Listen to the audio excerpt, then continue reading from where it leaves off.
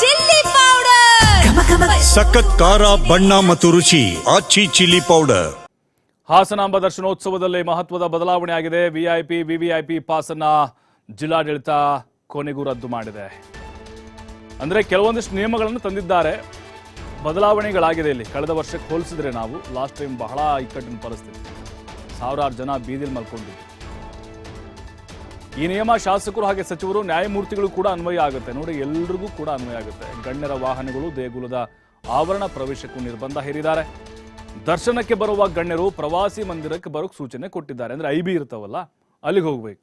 Escort ಮತ್ತು ಪೈಲಟ್ಗಳು ಕೂಡ ಅವರಿಗೆ ಅವಕಾಶ ಇಲ್ಲ. ಬೆಳಗ್ಗೆ 10:30ರಿಂದ 12:30ರವರೆಗೆ ಶಿಷ್ಟಾಚಾರ ವ್ಯವಸ್ಥೆಗೆ ನಿರ್ಧಾರ ಮಾಡಿದ್ದಾರೆ. ಈ ಶಿಷ್ಟಾಚಾರಕ್ಕೆ ಹೊಸ ಯೋಜನೆಯನ್ನ ಜಿಲ್ಲಾಡಳಿತ ರೂಪಿಸಿಕೊಂಡಿದೆ.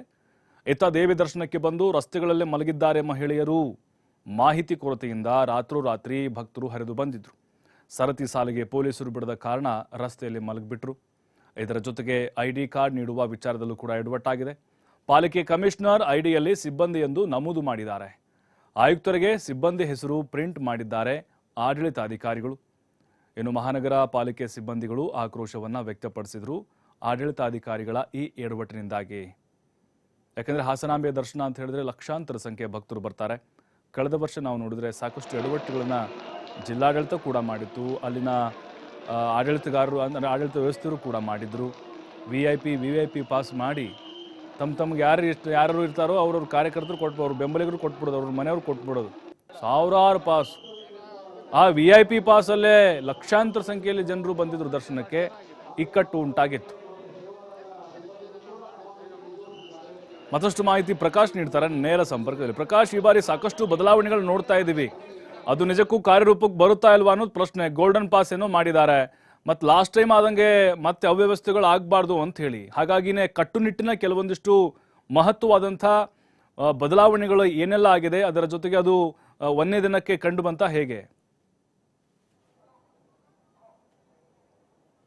ಪ್ರಭು, ಈಗಾಗಲೇ ಹಾಸನಾಂಬ ಜಾತ್ರಾ ಮಹೋತ್ಸವ ಇಂದಿನಿಂದ ಸಾರ್ವಜನಿಕ ದರ್ಶನಕ್ಕೆ ಅವಕಾಶ ಮಾಡಿಕೊಟ್ಟಿರುವಂಥದ್ದು. ಬೆಳ್ಳಂಬೆಳಿಗ್ಗೆ ಮಳೆಯನ್ನು ಲೆಕ್ಕಿಸದೆ ಸಾಕಷ್ಟು ಭಕ್ತರು ಸಾಗರೋಪಾಧ್ಯಾಯದಲ್ಲಿ ಹಾಸನಾಂಬ ದರ್ಶನವನ್ನು ಕೂಡ ಈಗಾಗಲೇ ಮಾಡ್ತಾ ಇರುವಂಥದ್ದು. ಇದರಲ್ಲಿ ಜಿಲ್ಲಾಡಳಿತ ಸಾಕಷ್ಟು ಒಂದಿಷ್ಟು ಕಟ್ಟುನಿಟ್ಟಿನ ನಿಬಂಧನೆಗಳನ್ನು ಕೂಡ ಮಾಡಿರುವಂಥದ್ದು. ಒಂದು ಗೋಲ್ಡನ್ ಪಾಸ್ ಎಂಬುವ ಪಾಸನ್ನು ಕೂಡ ಈಗಾಗಲೇ ವಿತರಣೆ ಮಾಡ್ತದೆ. ಅದಕ್ಕೆ ಇಂತಿಷ್ಟು ಟೈಮಿಂಗ್ಸ್ ಅನ್ನುವ ಮುಖಾಂತರ, ಅಂದರೆ ಬೆಳಿಗ್ಗೆ 8:30ರಿಂದ 10:30 ಒಳಗಡೆ ಗೋಲ್ಡನ್ ಪಾಸ್ ಏನಿದೆ ಆ ಪಾಸನ್ನ ಯಾರು ತೆಗೆದುಕೊಳ್ತಾರೆ ಅವರು ದರ್ಶನಕ್ಕೆ ಅವಕಾಶ ಮಾತ್ರ ಇರುವಂಥದ್ದು. ಕೇವಲ 2 ಅವರ್ನಲ್ಲಿ 2 ಗಂಟೆಗಳ ಮೇಲ್ಪಟ್ಟರೆ ಆ ಪಾಸು ಅನೂರ್ಜಿತವಾಗುತ್ತೆ, ಅಂದರೆ ಆ ಪಾಸು ಲೆಕ್ಕಕ್ಕೆ ಇಲ್ಲ. ಹಾಗಾಗಿ ಎಲ್ಲೋ ಒಂದು ಕಡೆ ಸಾರ್ವಜನಿಕ ದರ್ಶನಕ್ಕೆ ಅವಕಾಶವನ್ನು ಹೆಚ್ಚಾಗಿ ಆದ್ಯತೆ ಕೊಟ್ಟಂತೆ ಈಗಾಗಲೇ ಕಾಣಿಸ್ತಾ ಇರುವಂಥದ್ದು. ಮತ್ತೊಂದು ಕಡೆ ಏನು ವಿವಿಐಪಿಗಳು VIP ಪಾಸನ್ನು ಸಂಪೂರ್ಣವಾಗಿ ನಿಷೇಧ ಮಾಡಿದೆ.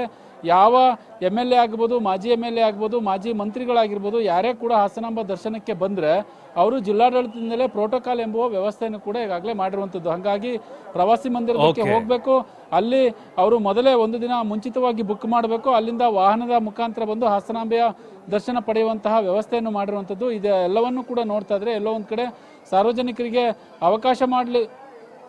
ಅವಕಾಶ ಮಾಡಿಕೊಡ್ಲಿಕ್ಕೆ ಈಗಾಗಲೇ ಹಾಸನ ಜಿಲ್ಲಾಡಳಿತ ಸಜ್ಜಾದಂತೆ ಕಾಣಿಸ್ತಾ ಇರುವಂಥದ್ದು. ಪ್ರಭು, ಥ್ಯಾಂಕ್ ಯು ಪ್ರಕಾಶ್ ಮಾಹಿತಿಗಾಗಿ.